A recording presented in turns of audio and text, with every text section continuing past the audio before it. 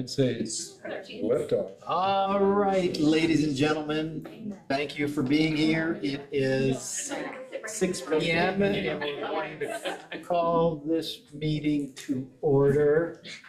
Don't make me use my teacher voice, Mr. Schultz. Thank you. Yes, you remember it, don't you? I do. Yes. The only person out there that does. Okay, so thank you all, and I would ask you all to please stand and we'll do the Pledge of Allegiance together. I pledge allegiance to the flag of the United States of America and to the republic for which it stands, one nation, under God, indivisible, with liberty and justice for all. Thank you all. Then I would kindly ask that we take the roll. Christopher Abel, Here. Biff Johnson, Matthew Phipps, Keith Shaw, Here. Matthew Spalding. Here. Carrie Trask. Here. Tony LaStelica. Here. Thank you. I do know that there's a fairly important county board meeting going on simultaneous to this one, hence the absence of two of our members. Depending upon how long that goes, they may or may not appear here. Okay, next up is public input. Before we begin public input, I want to remind everybody that you are granted 5 minutes during public input. I will warn you when you get down to 1 minute, not to be rude or controlling, but just in fairness to everybody. And I ask everybody to remember to comport to the rules of decorum that are listed on the information provided to give public input. Having said so, I would ask Dana Getz, who is the first person that has requested to provide public input. Hi, my name is Dana Getz. I reside at 1346 Westwood Lane in Manitowoc. And I am here this evening to address Mr. Spalding's unprofessional behavior in regards to comments made during a committee meeting addressing the lactation policy for the district that was held on November 5th. As a mother and as a nurse, his comments were offensive and completely out of line.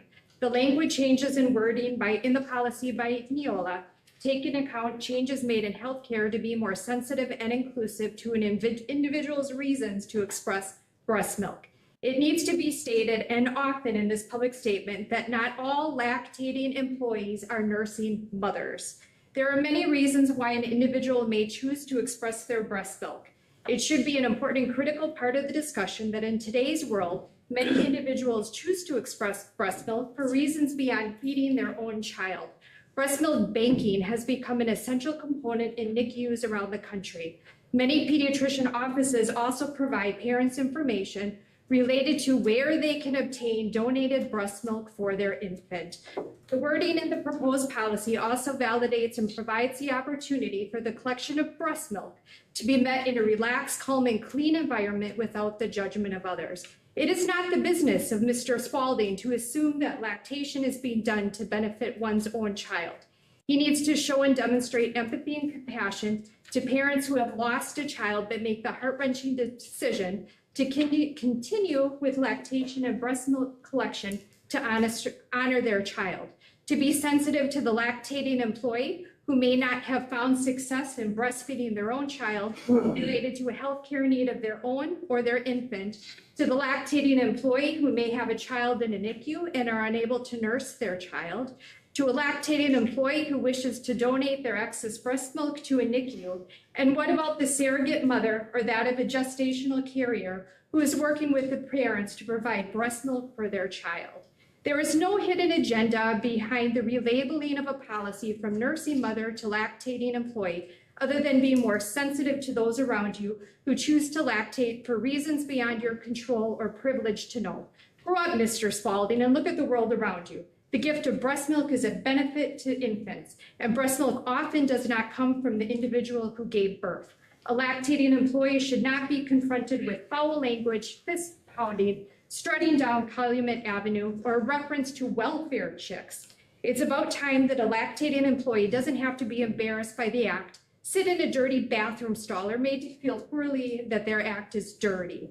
The use of breast in a policy should also not be of offense to an individual, and a lactating employee should not be stigmatized because they are unable to nurse. I hope the board as a whole readdress this policy and accepts the Neoli policy as written.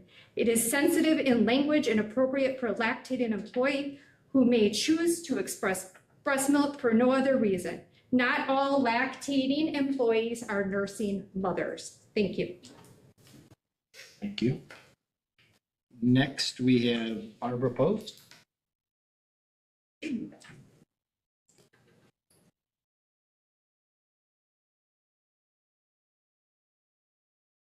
Barbara Post, 825 Wilson Street.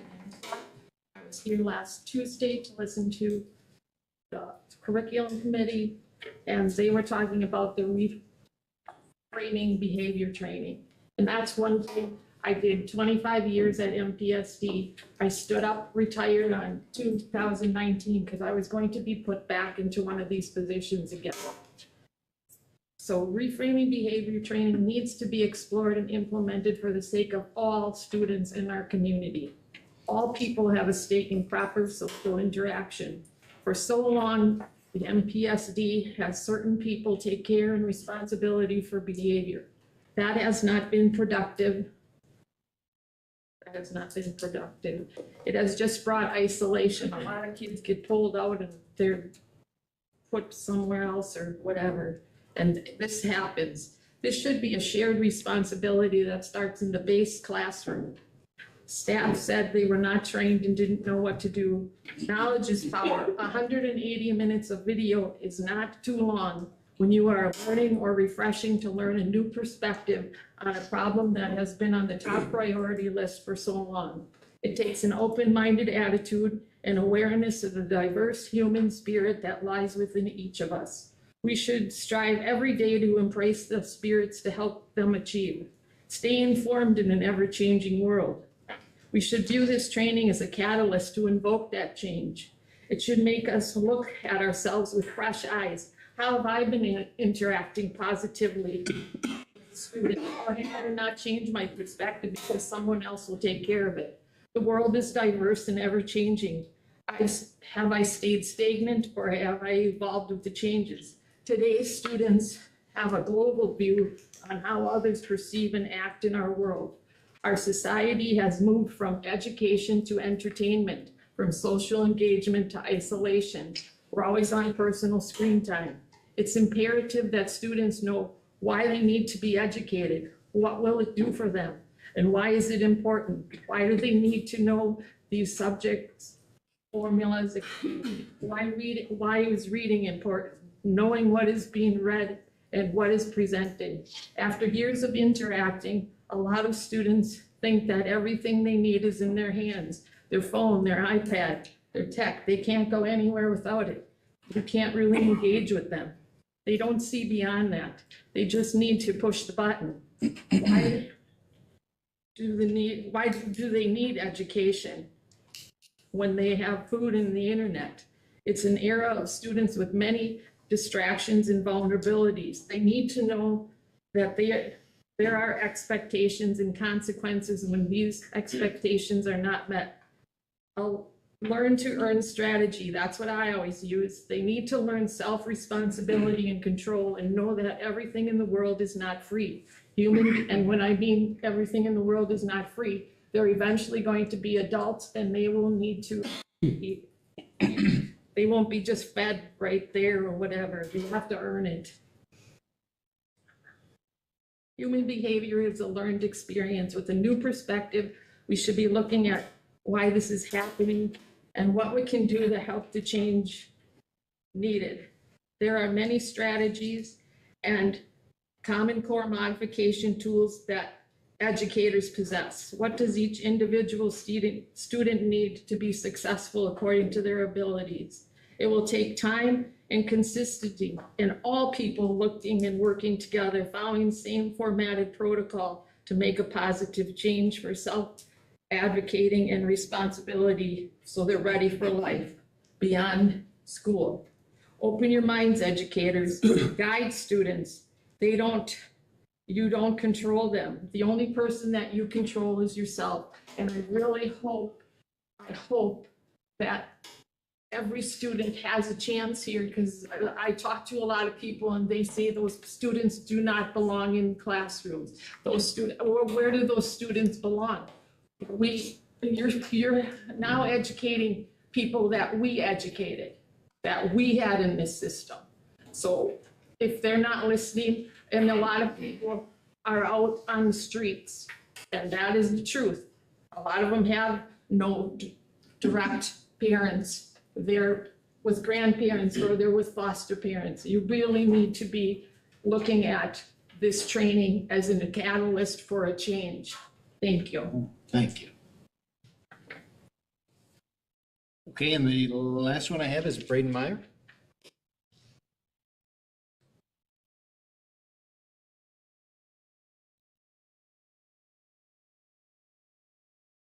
Hi, Brian Meyer. First off, the newest list of schools exempt from the 2024 Title IX guidelines have been released today.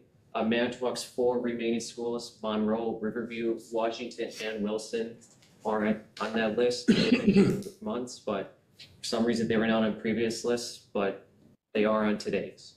So this means that every school in the Manitowoc Public School District are exempt from Biden's Department of Education 2024 Title IX guidelines, which need to go along with that whole department. Recently, there have been 2 policies that came up for discussion. First, the student anti-harassment policy has received some updates. On this updated version, a new section is added, which discusses prohibiting hate speech. When you give the government authority to state what is hate speech, anything that opposes their agenda is called hate speech. Mis and disinformation is the same situation. That also has sex defined as including gender status, change of sex, or gender identity. You also have the policy titled bullying, stating sex includes transgender status. And the left's worldview stating that there are only 2 genders and refusing to call someone by their incorrect pronouns is considered hate. The First Amendment makes no exception for what they call hate speech. We need anti-harassment and bullying policies that stop real instances of hate and harassment, not ones that punish students for following biology. The other policy that discussion arose about is the nursing mothers policy to be changed to lactating employees. During that committee meeting, one board member expressed strong opposition to the wording, including removing the section that says, choose to breastfeed and only keeping in express breast milk.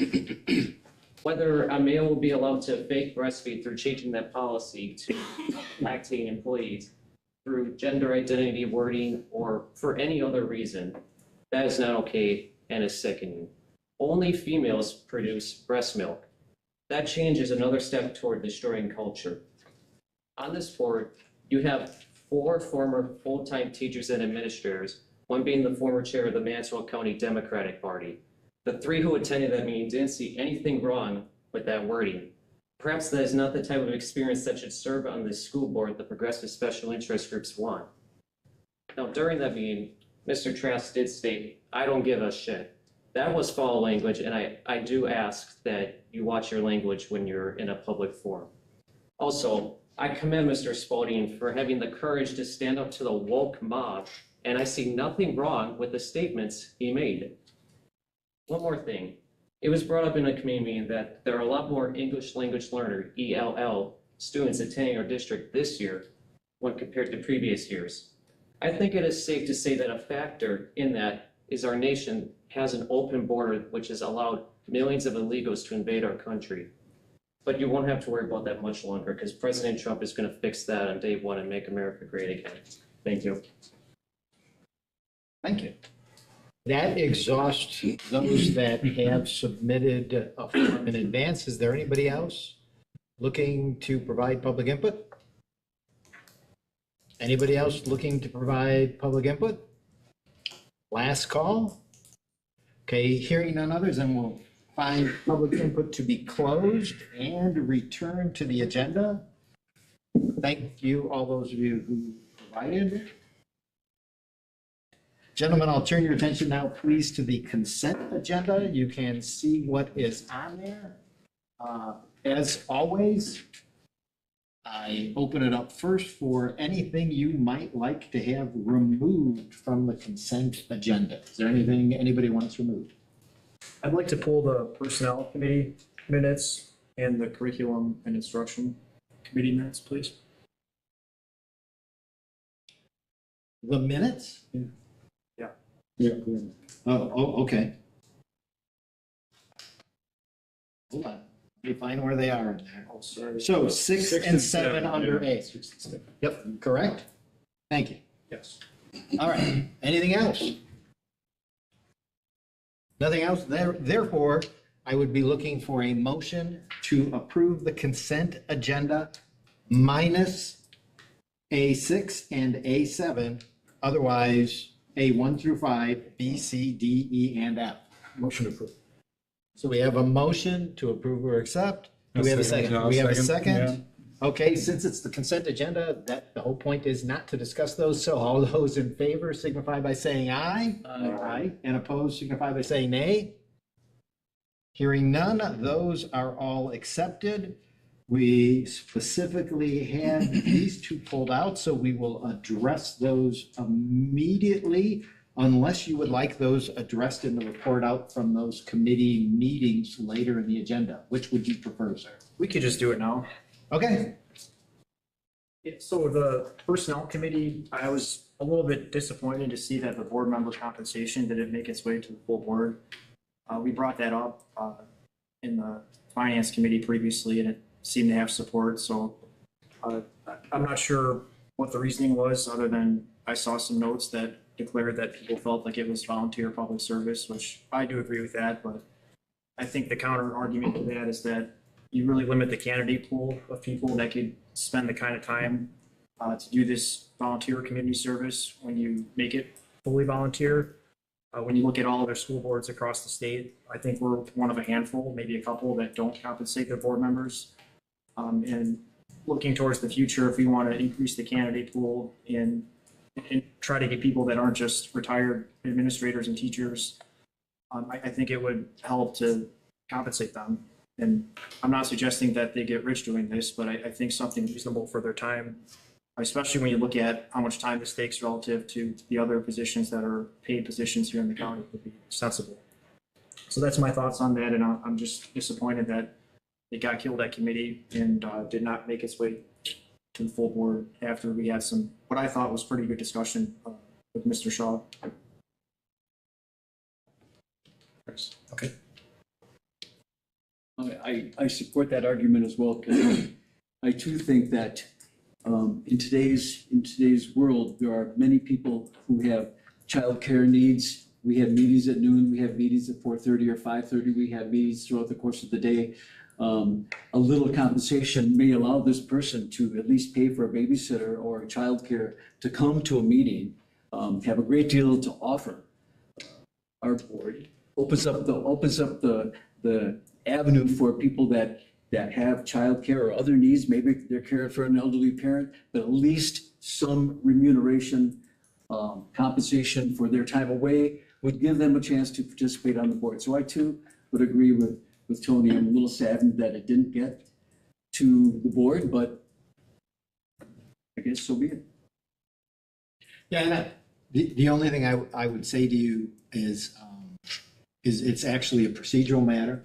If even one person had voted to the contrary of not advancing it, there would have been a minority opinion that could have brought it forward to this board. But all 4 members of the committee were in agreement that this was not something they were interested in at this time. I won't rehash what was discussed there because I don't think that's beneficial. But certainly, if either of you would like to see it on a future agenda here, there's ways we can do that. Obviously, we would not be able to put it in place for the coming election cycle, but it certainly could be the one that followed if you were able to get past it. Because with 4 not in agreement, it wasn't going to get past the hurdle of the full board, I believe, anyway. But I certainly have no problem with the discussion being the full board rather than 4 members of the board.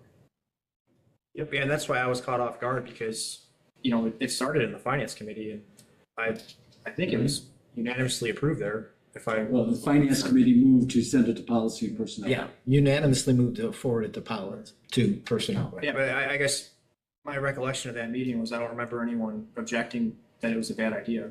And that's why I'm disappointed, right? So Yeah. I just think it would make the board stronger and it would make our district stronger if we expanded the candidate pool to include, more parents, which I think this would do. And I can understand that, and as I said at that time, I brought it forward because I think it's critical that the board makes an informed decision about this and not just, well, we've never done that, so we always do things this way, which is why we took a look at it in advance of this cycle. We can certainly take a look at it whenever anybody wants to. So just let me know your wishes on that going forward. Okay, and your second, was that everything from personnel and policy? Yeah, that's all I wanted to Okay. touch on. Just express my disappointment and my desire that this get looked at again, probably can. Okay, and curriculum and instruction?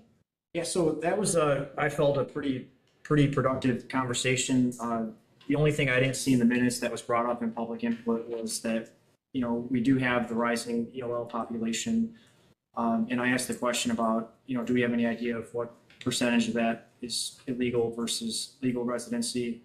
I was told that we don't know that, we can't ask that question, but, more than likely, very likely, there is some element of that. So I just wanted to point that out to taxpayers that unfortunately, as a school district, we don't have any choice in the matter. We have to take care of everyone that comes here, but there are decisions outside of our purview that impact taxpayers locally, that drive up our costs. We had to hire another English language learner translator recently, and I just wanted the public to be aware of that, and hopefully that'll get addressed here in the near future. And so that absolutely, if not reflected in the minutes, that certainly came up during the meeting. Right, I was there. Yeah, so, I just wanted to, I guess, have the meeting minutes amended to reflect that, I guess is my request. okay, so you're gonna make a motion to amend the meeting minutes to say what? I would say to include, that we have some element of illegal immigrant. We don't know how much, and that it's driving up costs for taxpayers. Okay, so that's your motion. Correct. Okay. Do we have a second for that motion? We have a second for the motion to amend the minutes, to reflect that we have a population in our school. In fact, let's have you repeat it verbatim unless you already got it all I recorded. don't. Okay, Yeah, so I would like the minutes to reflect that we have some legal immigrant population in our district that we cannot identify the exact amount, but it's coming at a cost to taxpayers. One example of that is the new English language translator that we had to hire because of a rising population of people that don't speak English. okay. So it's, So there's the motion. I assume you're maintaining your second? Yes, sir. Okay, all right. It's true. All right, so that's the motion to amend. I don't see any discussion, so all those in favor of amending it as so signify by saying aye. And those opposed signify by saying nay. Nay. So it is amended 3-2. Now it's really at your pleasure if you want to move to adopt, to accept both of those minutes or not, because really after they're amended, those are the minutes. yeah. By Robert's rules, you do not have to accept or approve minutes. They are what they are once the meeting closes if they're included on the agenda. So either you can move to accept the two or not.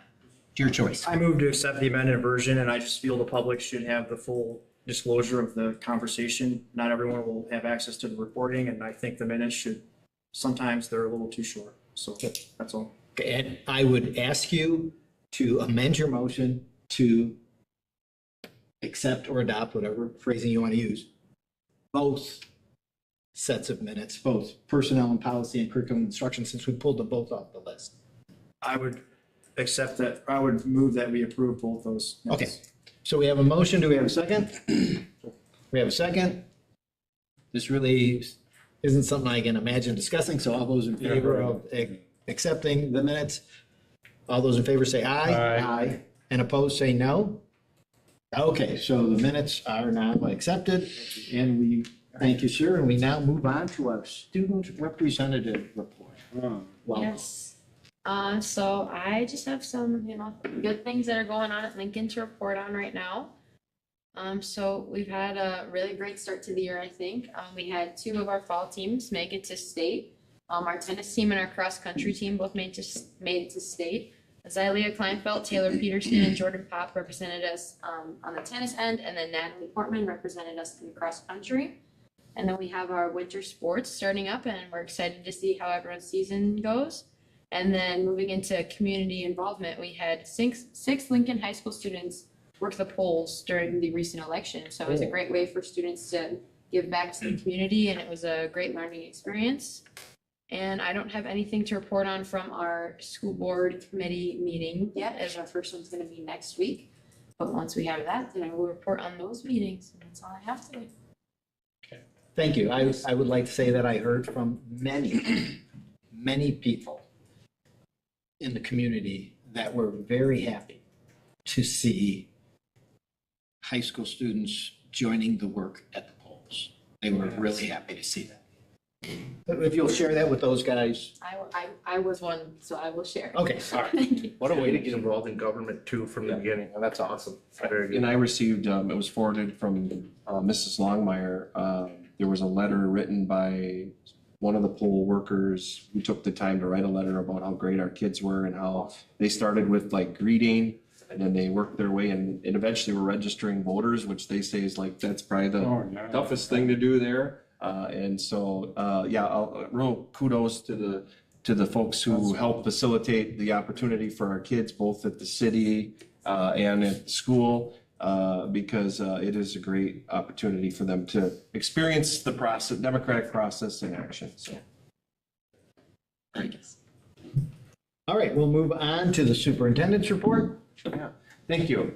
And good evening to all. I just want to start by saying that in the MPSD, we're making November Attitude of Gratitude Month in an effort to generate an attitude of gratitude in honor of the Thanksgiving holiday. MPSD will celebrate the month of November by encouraging staff, students, and families to participate in a month-long focus on being grateful. We have themes planned for each week and suggestions for activities that can be done with our students at each level. It is our hope that by generating grateful hearts, it will help create a joyful environment that is optimized for learning. We are hoping that all of our district stakeholders will take part in this fun way to stay focused on what we're grateful for in the midst of sometimes a crazy world. We have themes for each week. Last week was gratitude for our school community. The theme was appreciating staff, teachers, and classmates. This week, week 2, is gratitude for family and friends. The theme is honoring the important people in our personal lives. Week 3 is gratitude for our surroundings. The theme is appreciating the environment and the world around us. And week 4 is gratitude for opportunities and learning. The theme is being thankful for education and personal growth. And so far, we've gotten some things back from our schools where these activities are happening, and it's just great to see all of our staff encouraging our kids and teaching them how to be grateful. We can't assume that everybody is learning that in the environments in which they are in at home, and it's important, I think, for our school district to instill the values that are important in life beyond the classroom. And I will tell you that the plan of the district is every other month to have a community building theme for the month where activities like this take place in our schools. So the next one will be in January. A quick update on the facilities. We have concluded all of our informational meetings at all of our schools. We visited each school and also the MSC and central office We've had the informational meetings there. We had our community informational meeting at Washington Middle School in the auditorium on October 23rd. We had about 35 to 45 folks in attendance. We got great feedback from that. Between that and some of the other conversations we've had on OMT and some other things, I've actually had 12 community members reach out and volunteer their services for the facility advisory group, which we'll be putting out there in the month of December for soliciting folks who are interested. We'll also be soliciting district employees, representatives from each building to serve on the facilities advisory group from the buildings. In addition to that, our next steps right now are really focused on our more emergent needs, what we're calling the critical maintenance needs of the district. Our buildings and grounds director, Mike Schwartz, has put together a list of projects that are in the range of 25 to low 30s millions of what we would call our gotta haves, not nice to haves. These are these emergency room kind of things that need to take place in our district. Our executive team this week also hosted several vendors, companies, and consultants who may be interested in helping us through our long-term process, where we're going to be gathering community input for some of those long-term decisions that we want to make. We will be holding a special board meeting on the evening of November 26th to discuss recommendations that we're going to bring through the Finance and Facilities Committee. These recommendations will include Mr. Schwartz's recommendations of projects, as well as a recommendation on how we may begin to fund some of those so we can get them moving, hopefully as soon as possible. So we'll have that for board consideration here in the next month. The Wisconsin School Report Cards will become unembargoed on November 19th. The district is preparing, a press release for that. We will also have an agenda item on the curriculum and instruction meeting in December to go over the report card data with the curriculum committee. We will also put together a report to bring to the full board also. In addition, at that curriculum committee meeting, it'll be the December D for data. We're going to be looking at our own internal data that we have collected for the first quarter of our SFA as well as math, FastBridge data that we'll also be sharing with the board, as well as some behavioral data that's been collected to be looking at to coincide with some of the professional development that we've done in that area. We've also begun work on an open enrollment plan. As I've discussed earlier, our team is concerned about the number of open enrollment students that we lose to other districts in our county, as well as through the voucher system. So I did link some data in there that shows longitudinally where we stand with our open enrollment numbers. This is for your purview. We've used this data to help analyze the issue that we believe we have. Our team will be now focused on sending out that survey that I originally talked about last month. We have draft surveys completed, and we're going to be surveying student families who have chosen to open and enroll their students to other districts, as well as surveying families who've chosen to bring their students to Manitowoc from with an effort to try to gain insights into the root causes of why, or if there are trends or patterns and the reasons on either side of that coin. We also have been working to form a district public relations team. I have a couple of administrators, Mr. Heller from Franklin, Mr. Nielsen from Lincoln, who volunteered to help me facilitate this group that will begin soliciting staff members from the district to serve on this team that would meet monthly to brainstorm ways that the district can do a better job of sharing our successes and celebrations in our community.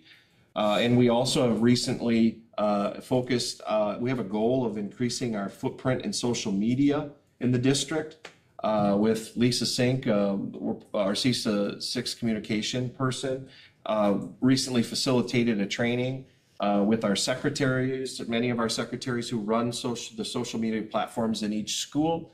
The goal of the training was to develop a standard and best practices around how we best utilize social media to share with our families and community what's happening in our school.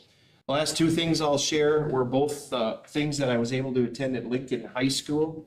Well, actually, there's three. We also attended this past month the first ever induction into the Wilson Middle School National Honor Society, which was a really special thing. Several of their students, it's a great opportunity for those students to serve, show their leadership capacity in the building, and it's really a positive thing for that building, and it was a pleasure to be in attendance. I also, this is back in October, but it was right after our last meeting, I was able to meet with 125 Lincoln High School students who at some point in their Zello career said they may be interested in education as a career. Folks, I know you've heard the reports from Mr. Nault over the course of the last several months of how very difficult it is to fill education positions. And I know that the labor market in general is that way in other fields. However, I took the opportunity to talk with our students about the great opportunities that an educational profession would be for them. I didn't focus on just teaching. I also talked about support staff roles, roles in our business office, roles that that they may not think about when they think of education. And then also at Lincoln High School, and kudos to our school to work team and our teachers who are preparing kids for life after high school. One thing Lincoln does is they ensure that every kid who graduates school has a financial literacy course. And within that course, they learn about things like employability, like writing resumes. We had the mock interviews, which were held on November 6th. I participated in those interviews and got a chance to interview some students. And what a great experience that was.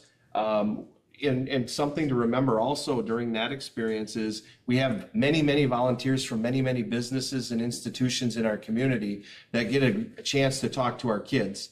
And one thing I'll share with you is they always comment on how great our kids are and how personable they are and how well they do. A couple of the kids were real nervous when they talked to me about, doing the thing, but by the end of it, they also give a chance for the folks, and Mr. Trask was also there interviewing kids. And one of the cool things about that is you get a chance immediately following the interview to give them feedback on how they do. So like you get to have a dialogue about that. So once again, thanks to the School to Work team and the folks at Lincoln for making that event a priority. And I would field any questions from the board at this time. Gentlemen? Thank you. Okay, seeing none, then we will move on to the director's report, which you had before you. I trust you looked it over, so normally we go straight to questions on that. Mr. Shaw. Yeah, thank you, directors. This is extremely well-written and very, very, very good information. I do have a couple questions for Mr. Null. Kid, this agency, again, I have to, the teacher vacancies that you projected here and that you demonstrated are totally alarming. I mean, I cannot believe that we're this short of teachers and professional staff members in the CISA and in the state. I mean, it's quite scary. So I hope your 125 students all go into education. But I think I had 8. That was it. oh, that's the agency that you talked about, Amerigus. If I had to compare, these are agency teachers, much like agency nurses, because the shortage of nursing is so bad, they are hired with an agency, correct? The teachers that we hire through this agency, are they coming in at agency prices or are they coming in as Manitowoc Public School District prices? Good question. Emergis is a staffing agency, and there's a number of other ones that are out there in the states. I get solicitations quite often from all these organizations. But Emergis, the employee is an Emergis employee. They are not an MPSD employee. And the, when you look at what Emergis charges per hour, it's $70 per hour times 8-hour day, it's $560 a day, times 185.5 teacher contract, $104,000. That includes everything. When you look at if they were our employee, I believe the average salary is about 65,000. You had WRS and FICA, you're at about 75. You had health insurance, dental insurance, long-term disability, life insurance, you're at about 104. So whether we are employing them or Emergis is employing them, the cost factor is about the same. So the agency takes care of their teacher retirement and their health, they're not ours. Not, the agency takes care of everything. We get billed for 40 hours per week, 8 hours a day. So then when they come in, do we expect them to, a traveling nurse has a period of time? They're here for our school year and then next year they're gone. They're here for our school year, and next year they could be gone unless they do well, and we want to recruit them and possibly hire them and Okay, make that so we do have that option if they're good. So it's like a year-long student teaching. a year-long, it's a year-long contract or commitment for that type of situation. Now, with that being said, if we get somebody in there that isn't working out, we're not stuck with them for the year. Sure. We can have change there. And then also in that report, you said that we have like 95 teachers in this district that are on our substitute list. Right. Right now, only 50 work. So even though we have the 95, so there's 45 people that are on our list that are not fulfilling substitute vacancies. According to the information I received, correct. So I think this is what's happened though. At the end of the year, we have to give our substitute teachers what's called reasonable assurance, right? Reasonable assurance that we're going to bring you back in the same role you left. If we don't give reasonable assurance, they can then seek unemployment compensation. So it's very similar to your paraprofessionals. You have to do a reasonable assurance with them also. So what we do is, come the middle of May, we thank them for their substitute teaching. We send them a letter of reasonable assurance, and we say at the bottom, if you are not going to return next year as a substitute teacher, please email this or call this number and inform us. So I haven't looked into those 50 names, but I really need to, because I think what's happening is somebody said, yeah, I'm not coming back, but they don't inform us, so their name is still in the rolls, so to speak. But I need to look into that a little bit more. So it's not necessarily that they're on our list, they take us if nobody else calls them, like Valdez, Reedsville, Michigan, Two Rivers. If they pay a little more, are these 45 like jumping other districts and not coming to us? And are we low man on the totem pole? Well, that's a really good question. I'm glad you brought that up. A year ago, October, we realized in Manitowoc School District that our substitute teacher compensation was not competitive with a few school districts around us, primarily Sheboygan to the south and Green Bay to the north. And as a result, the Board of Education increased the substitute teacher compensation. I don't want to say substantially, but substantially. It was some good numbers. And because last year, going into September, October, and the previous year, it was really challenging.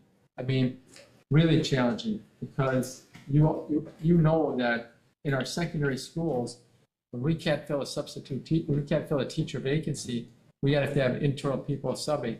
And it was becoming very, very difficult because people were doing so much. So anyway, the Board of Education increased the compensation. It helped substantially. It truly did. It didn't eliminate our problem, but it reduced our problem substantially. And last year went pretty well. We're going into this year right now, and I mean, we still don't have enough substitute teachers, obviously. And the reason I ask that is because it also, when your report indicates that there's I don't know how many days we've been at school, but we've had 48 days where a building has had no substitute. I know what that's like. Yeah. It's horrible. Yeah. You go begging teachers to fill this position, to fill that. So if we're sitting there with so many teachers on our substitute teachers on our list that aren't taking jobs, and we're sitting there with 48 slots so far this year that haven't been filled, boy, oh boy, we gotta be, I don't know what sure the answer is, but 48 positions that haven't been filled with substitute teachers in the building is horrendously difficult on that building.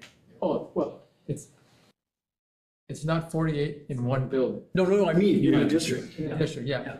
I mean, I remember begging, borrowing, and stealing to try to fill vacancies. Right, yeah, So it's one per day average in the whole district. Now, with that being said, though, we really have an emphasis on filling the elementary because those are very, if you have a third grade vacancy, that's a real struggle, third grade. If you have a high school vacancy, which you're very familiar with, that's still a struggle because you got to get 5 people to fill 5 classes, stuff like that. So therefore, really, the problem that we're talking about is really much more a secondary problem than an elementary problem because of that situation, But frankly, I need to look at those 50 names. We need to find out, are you going to sub, are you not? Are you still want to be on the list? Something else we probably should look at, even though it's been a year, how competitive are we? Have people done some of this? I don't, because I haven't looked at it in a year now. But yeah, it's a struggle. Thank you.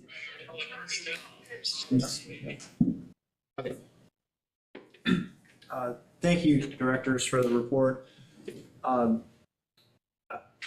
Lee, I know you mentioned to me that we were going to be getting the quarterly data for SFA. I'm just curious, did we ever get the baseline to start the year as part of that? Well, Heidi's not here this evening, but the baseline essentially is where we ended last year for the SFA data. So we'll go in with those, and then now we've gotten through the first quarter, so we'll be able to report to you where we were at the beginning, essentially, where the kids were in their groups, and then what the growth was, where they ended up. Yeah. And then, so following this past quarter, they have reshifted those groups. And so this next quarter, they're into their new groups now. So we'll be able to give you the data on all of that at the curriculum committee in December. Right, so I guess just to clarify then, was there a baseline administered like the first few days of school, or are we just using the last few days of last year? And that's also a challenge with first quarter, right? Because there's the summer slide and some other things. So if you'll remember correctly, last year, the first quarter data last year was lower growth than what we anticipated. And then on the second and third quarters, we had larger growth. And that tends to be typical on things like that when you're starting the year from where you thought you were in June and now you're not there anymore in September. But we'll be able to look at that. Okay. Yeah. Yeah, I was just curious how that worked, but I'm looking forward to seeing that. Yeah. The other question I had, I see the tab here on the goals for the buildings, which is great. I'm glad that they're doing that. Did we ever, as a board, establish goals for this year? Yes. You passed those, I believe, in August. Okay. Yeah, those were 15% growth across the board. Okay. At every level. Excellent. Were there any other goals besides that? The buildings probably, right? So we encourage the buildings to set goals based off of the district goals. Yeah. Yep. Okay. But in terms of district goals that this board passed, it was just an achievement goal. Okay. Yeah, I would, if it's possible, and maybe I should have brought this up earlier, my apologies, but not on the director's report, but I would like to see that, if there's a way to keep that like front and center so that we're all focused on that, knowing that that's the one. Be a big one next month. Yeah, when we check in quarterly with all the data, we'll be making that a focus for sure. Thank you. Mm-hmm. Anyone else? Okay, so we will go on to unfinished business, which is blank. Moving on to new business, the first thing we have is the report out from the October 24th Finance and Facilities Committee meeting. Mr. Shaw. Yeah, thank you. The first one that was given to the Finance and Facilities Committee was the wellness report. And Angela's not here, so Mr. Tennis, you want to give a brief explanation? And then we need a approval. We passed the committee 3-0, so we don't need a large, we don't need a second, but there could be discussion for that. Sure. Yeah, just briefly. This is the report essentially summarizing the activities from 23-24. It was the first year that we got the Wellness Committee back together post-COVID. There were several staff wellness activities that included learning opportunities for personal health coaching and other things. The district created some goals for the committee this year, which are to expand the committee to include all members recommended by policy. I think we were a little short on what we were by policy supposed to have on the committee. Also to increase efforts to support student and staff combined wellness efforts for both groups. And their third goal was to have continued efforts to provide and promote wellness offerings for staff. One other thing to note is that in 25-26, there will be an administrative review scheduled for our food service program. As part of the administrative review process, it includes reviewing our implementation of our wellness policy. Those are like the biggest things from that report. Thank you. Any questions? I would be looking for you to move for an acceptance of the report. So moved. Okay, and then we need a second on that. Second. Okay. Where's my second? Go ahead. I have a second from Mr. Vasilica. So, all those in favor signify by saying aye. Aye. And opposed, say nay. Hearing none, that's accepted. Thank you. Next one is the Department of Justice mapping grant. This was very interesting. So I've asked Monica to come on up, share a few thoughts, and explain why the committee again approved this unanimously. But it's so interesting what this grant will do and what the district's going to get out of it. I thought it was something that the entire board and the community should have full knowledge of. Thank you. So I applied for the Wisconsin Office of School Safety's digital mapping of school buildings grant.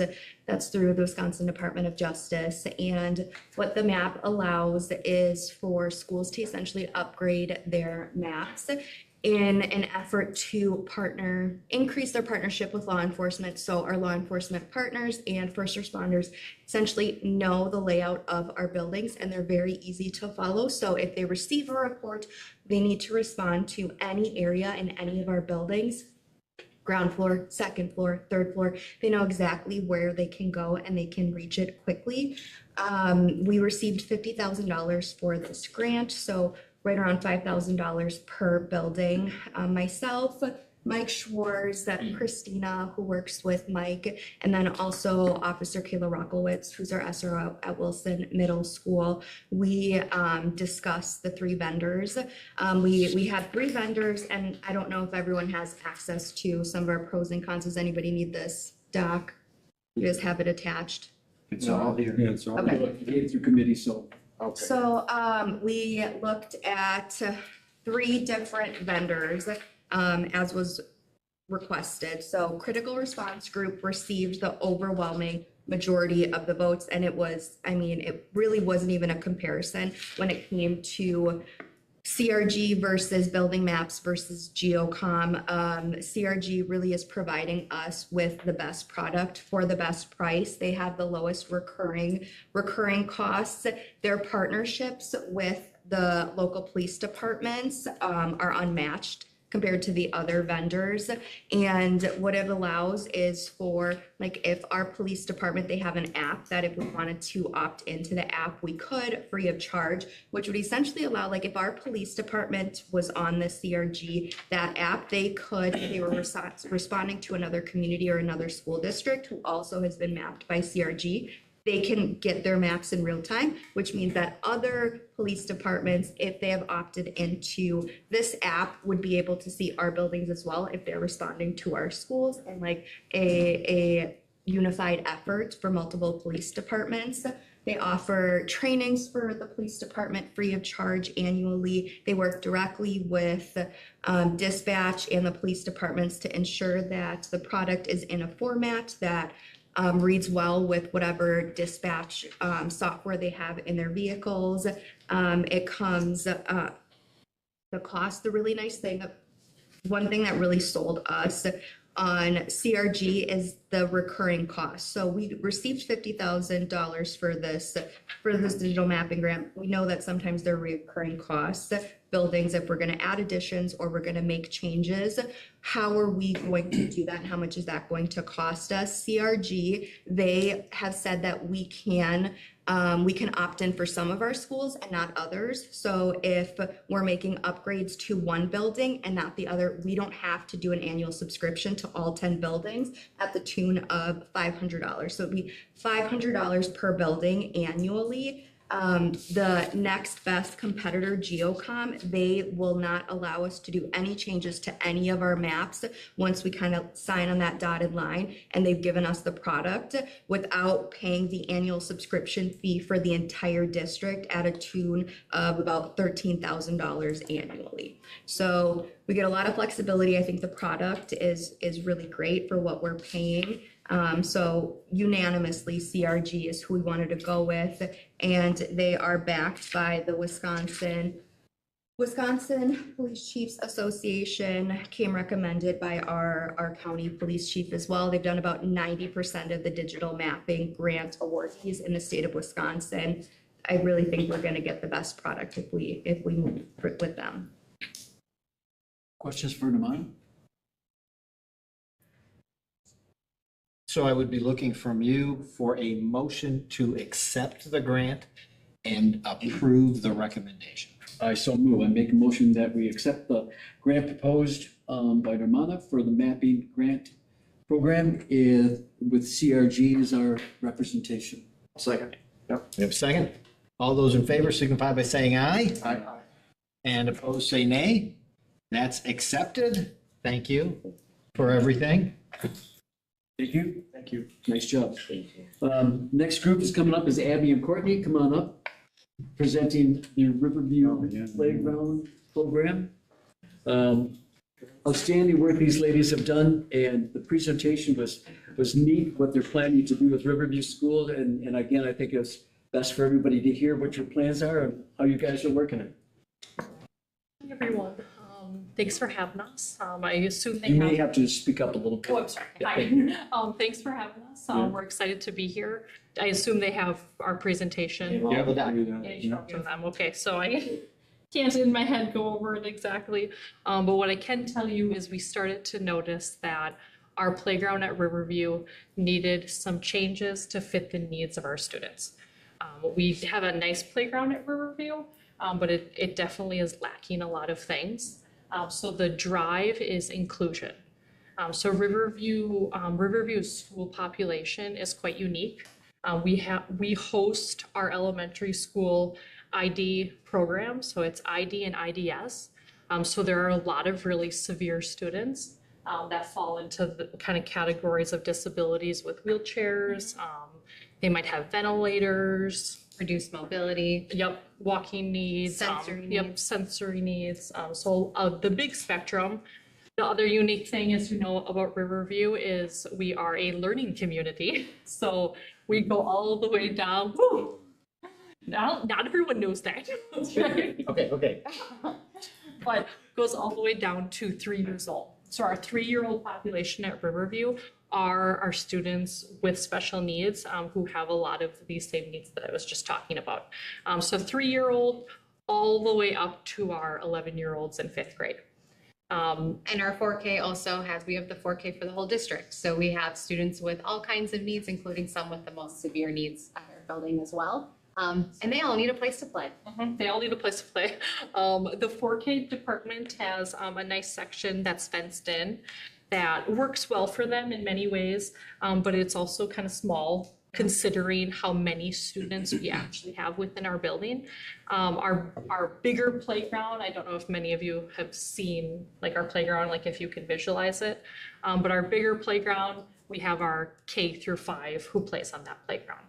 Our ID program and so most of our special ed department goes into the fenced in area to have their recess time for safety purposes. We have a lot of runners who, as it sounds like, they like to run and they like to run far.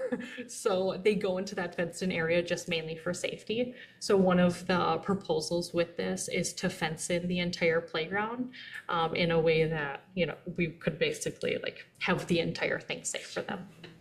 Giving the opportunity for all of our students to play together there. We don't have to have two separate areas where the kiddos are playing for the best environment for them. Instead, everyone's together with equipment that can support all of their differing needs, but yet they can play with their same age peers regardless of the needs that they may have. And it seems like a really wonderful way for them to connect and build that community within our school. Do you guys have, I guess, questions or like, as we're kind of talking, are there things that are coming up and you're like, Talk about fundraising.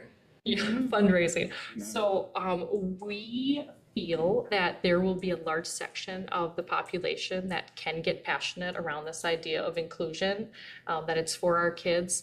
I specifically want to target a lot of companies within town.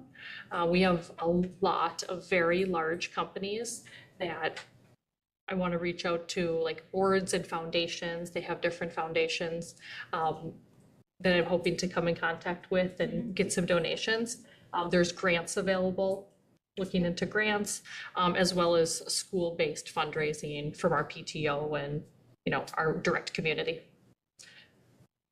What type of donations are you looking for from like the specific companies around town? Like, is there like a, you know? A baseline? I'll take whatever I can get. But yes, I definitely think, you know, we've talked about some kind of tiered approach where we might have like a, even labeled, right? Like these are bronze donations, these are silver and gold, donor walls, kind of the whole nine Do you yards. have those numbers worked out at all? Or? We have we have kind of not, just for the effort of like, let's see if we can get passed from the board till we can even start that. I have looked into fundraising, but not quite to that extent. Okay, I'd like to, when you do get to those points, I'd like to get some sort of a presentation involved, because I mean, I also work for a electric company as well too. I'd like to present that. Yep, and that would be great. And I would love, like, one of my goals is like, we have a lot of connections within our MPSD community who has connections with those companies, like, right, who works at them, whose dad is up here. And like, I feel like as a district, we could come up with some nice connections and get in the door, right? Get your foot in the door. Yeah, Yep. it doesn't hurt to always ask. You ain't gonna get nothing unless you ask one. Exactly. That's right. Historically, in the Mantua Public School District, the elementary schools have done a great deal of fundraising and grant funding for their own playgrounds. So it's kudos to you guys. But it was also unique is that elementary buildings that do remodel and build into their playgrounds come to the board to get the board approval for them to raise money for a grant. Not that they're asking for money, but it's our approval as a board to say, go for it, Riverview, have at it, contact the world. Good luck. And so that is my motion to grant Riverview School permission to do the grant funding necessary to improve their playground. As a point of clarification, are you moving to approve the project and approve the fundraising? Yes, Okay, thank you. and your second remains? Yeah. Okay, all right. Just so that we're approving both parts of this. Clear. Okay, all those in favor signify by saying aye. Aye. And opposed, say nay. Nay. Do we have some discussion involved? Oh, I'm sorry. Yeah, I just wanted to clarify, like, this Thank you. isn't committing to any, like, dollars being spent by the district now, correct? This is Correct. just for fundraising? Correct. So we're not asking the district for any money. No. Definitely asking the district that, you know, we have a positive experience and that they can speak to it well and right, like. Foundation supporting us. Yeah, the foundation is supporting us, like posting on social media, you know, we talked about social media, like those kind of aspects, but no money. Thank you Yep. for clarifying. Yep, and the district would then own the playground, so how it works through the foundation, right? Do I need to explain that? Right, I would like to see, I'd like to see more of that. I mean, everybody knows when I started on this board, I, special needs grandbaby that attended Franklin. And some of the best teachers and students over there, it's in my heart. But the thing is, they have such an area over there, and I think they could do it over there as well too. I'd like to see more of it, especially for the inclusion portion of those students that can't enjoy playgrounds as well as other students. So That's our drive. that's one of the things that's interesting that you bring that up. So like one of the thoughts and visions in our head were, A, it catches on, maybe if we do it, other people might want to do it, but B, also kind of a collaboration that comes amongst it. So like this special ed department, getting close with other special ed departments and saying, hey, like, do you guys want to come over, bring the bus over and like, let's do a playtime? Or like, let's engage and let's talk about like, are you having this problem with this kid? And how can I teach you this skill that we do and we can demonstrate? And so I think it might really connect our district, especially our special ed departments amongst our district. Thank you. Okay. Okay, and I'm sorry, I didn't see those gentlemen. I totally apologize. And as a point of information for anybody and everybody, this is the required step for them next to go to the MPSD Foundation. Or the No. MPS. We've already gone. We've already gone to the foundation. This is the next step for them to go to the foundation, for the foundation to set up a whole separate account for their fundraising, to make sure that as they're raising the funds, it goes into the same accounting that the foundation money does. So even while they're raising funds, they're making interest on the money they've raised. Yeah. And this is the process that was thereby set up, and I just think it's great that both they and the foundation are doing this. Okay, I'll take the vote one more time, everyone. I did not mean to cut off discussion earlier. All those in favor signify by saying aye. Aye. Opposed, say nay. Okay, that's approved. Thank you. Thank you, guys. Appreciate it. Congratulations on your effort. Thank you. The last one I have is the City of Manitowoc agreements. There are two of them. We can take these both together as they were approved by the board or the committee together, 3-0. It's the agreement between the Manitowoc Public School District and the city for their district clinic. With that agreement, working with the city, that helps with the costs for our employees as well as theirs. And the other agreement is with the Maritime Metro Transit Agreement, which was verified by the past principal and interim superintendent, that it is widely used by secondary students transporting to and from school. The agreement has been with them for a number of years. So the motion that I'm making is to approve both the district commitment with the city clinic agreement and the Manitowoc Maritime Transit Agreement. Thank you. Do we have a second? Yeah, I'll second. We have a second? Discussion? Okay. All those in favor signify by saying aye. Aye. Opposed? Thank you. Gentlemen, and ladies and gentlemen. That will conclude your report? Yep. All right. Next, we have the report out from Mr. Hanson, who is not here, so it should go pretty easily. He asked me to just, I thought it would go. most of the information that we looked at and discussed, Mike has already reported on, dealing with personnel. And the only matter up for discussion and action is the approving the proposal to create a girls golf team beginning in the season of 2025 and 26. We're one of the only school districts that doesn't have a girls golf team. We need to really be more equitable, I guess. We need to be more equitable. Currently, we have, in terms of participation, males 245 and females 231. Golf is the girls have already been playing, but in conjunction with the men's team. Girls golf is a fall sport, isn't it? Is it a fall sport? Yeah. Yeah, Right now, they Yeah. play the spring. Yeah, they, they're- had to Girls play will with. be a fall. Correct. yeah, and for the boys, it's in the spring, so it seems like something that's in demand, and I'd like to make a motion that the board approve of this. Second. Okay, we have a motion and a second. Any further discussion since you've already spoken to the motion? I'm just curious, so does that mean we were not in compliance with Title IX previously? Because we didn't have an equal number of sports or?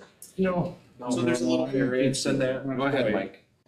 I asked that very question of our director of athletics. I said, so are we not in compliance? He said, no, we are in compliance. However, by doing this, because right now we have 11 boys sports, 10 girls sports. By doing this, we'll have 11 boys, 11 girls. By doing this, we have pretty much participation numbers that equal the boys to the girls. By doing this, we spend about the same on the boys sports as the girls sports. And as a result, we strengthen our compliance with Title IX. Right now, the girls are playing with the boys anyway, so I mean, it's not gonna change anything as far as compliance. We're in compliance. They're hitting from the men's tees or whatever. I don't see it as an issue, but I think it's nice that they would have a girls, because I believe we've already had some interested students, so. According to my knowledge, we have about 10 or 12. 10 or 12. Yeah, That's 10. perfect. As far as I'm concerned, it's worth it. We are the only team in the athletics conference that does not have girls. Girls, right, exactly. Okay, we have a motion and a second. Anything further? All right, all those in favor signify by saying aye. Aye. And opposed, say nay. Hearing none, that'll be unanimously approved, and we will move on to the report out on curriculum and instruction. Right, we did some stuff that, Get some stuff. the grant for immigrant children and youth, which, yeah, which, helps, Tony brought up the issue of having non-English speaking children in the system. And this grant is designed to address their needs more and more directly. And we have a staff member who is an interpreter for the system now, full-time, who will be divided in his assignment and will be the primary coordinator of this immigrant child and youth grant program. Social studies pilot update for elementary schools. We'll get a report on that in January. But the thing that is the matters that were discussed that's up for action by the board are the 10 courses being proposed to be offered at Lincoln High School. Everybody received the information on these courses. I would make a motion that the 10 courses, all of which are, really, I thought, quite impressive, that the motion is to approve all 10 courses for adoption at Lincoln High School. We have a motion. Do we have a second? We have a second. Any discussion? The CNA training, will that training give them certification as a CNA? Yeah, well, yeah. Oh, So they can leave Lincoln High School as a certified CNA and go Exactly. And help our community. in the community and not worry about having to take any more coursework or anything else? Correct. That course doesn't It's cost not us going to solve our anything. teacher problem. No. It's serious. We can find a Already teacher talked. version of it. Maybe we should offer teachers certification. Just stop it. Okay. Any other?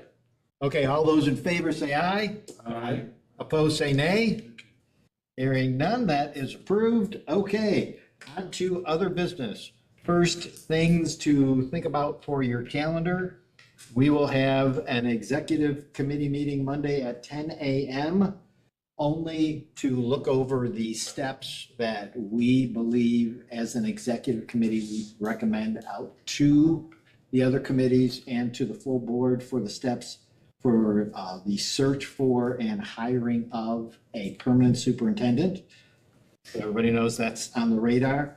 November 26th, we have the extra special meeting about our extra special facility needs. And we also have coming up in January, the 22nd through the 24th. I know that seems a long way away, but it's really not. The WASB State Education Convention. Currently, we bought out an entire floor of a hotel because we believe that Taylor Swift is also going to be performing in Milwaukee. So any rooms we don't sell, we'll make double our money on. And give back to the district. And give it back to the district, absolutely. Everything's about making money. No, I'm just kidding, but if you're interested in going to that, you do need to let superintendent's office know so that we can provide adequate accommodations for everyone. Finance and facilities on November 21st at 5 o'clock. Okay, I apologize. I did not have that slotted in its right spot, so I apologize for that. Okay, so that's the ones we're aware of. Anybody else want to correct me or just Mr. Shaw? Oh, November sure, pile on. The curriculum committee and policy and personnel will meet on the Tuesday, the first Tuesday of December. Right. So the personnel, yeah. Yeah, on their If it's here, schedule. it's on. Yeah. Yes. On the regular Okay. schedule base, yes. All right. First Tuesday, yeah. December 3rd. All right. And next we have remarks from the board president. Normally I do not use these, but I would like to this evening because between our last regular meeting and this, we had, I believe, the unfortunate loss of someone that I would like to recognize and honor now, and that is Steve Gibson, who served this school district with passion, with integrity, and with intelligence.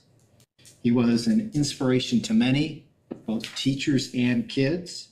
And I know that our district and our community is all the better for the service that he gave us. So I just wanted to take a moment to honor his memory. Can I just say something? This would not be an appropriate time. Okay? Thank you. All right, so we've covered future meeting dates, other business.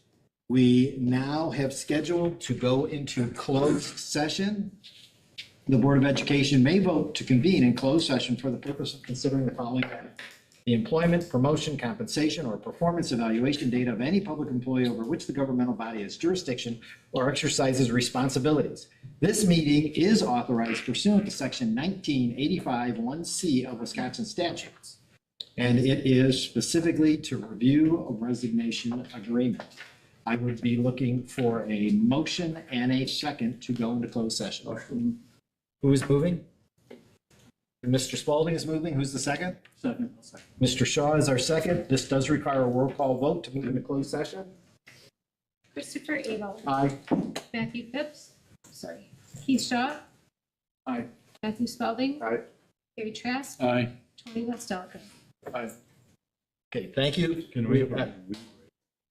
We are officially going to closed session. There will be a short break. We will be having our closed session in another location. If you want to say and see if we do something when we come back, you are welcome to remain here. No sense hanging out in the parking lot. That's no. Sure.